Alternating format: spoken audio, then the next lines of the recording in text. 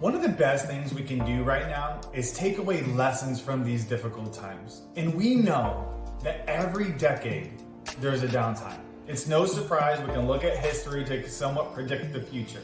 So knowing that is we can now take better lessons from the current situation we're all in and prepare for the future.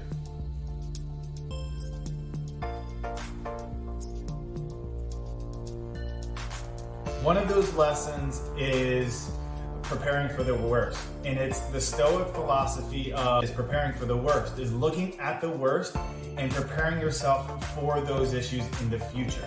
So there's many different ways you can do that, but even if you don't want to necessarily invest all of the time, the resources in preparing for the worst, because it's unlikely to happen, the worst is unlikely to happen, you at least thinking about it is critically important.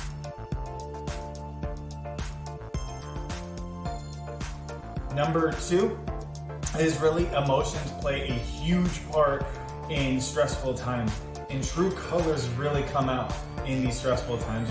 You're going to see people in companies acting in their true light, and you can take a lot away from that in how they're acting, and vice versa is really diagnose how you're acting and how you're operating during these stressful times, because it is truly who you are, and it might shock you on what other people are now viewing you as.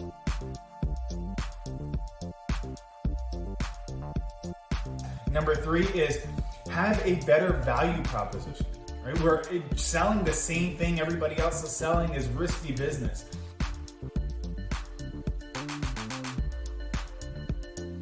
That leads me to the fourth tip is diversify. Diversify your clients, your product line, your service, your solution. Diversify so when one part of the business or one part of your sales or one part of whatever goes away, is you have other options.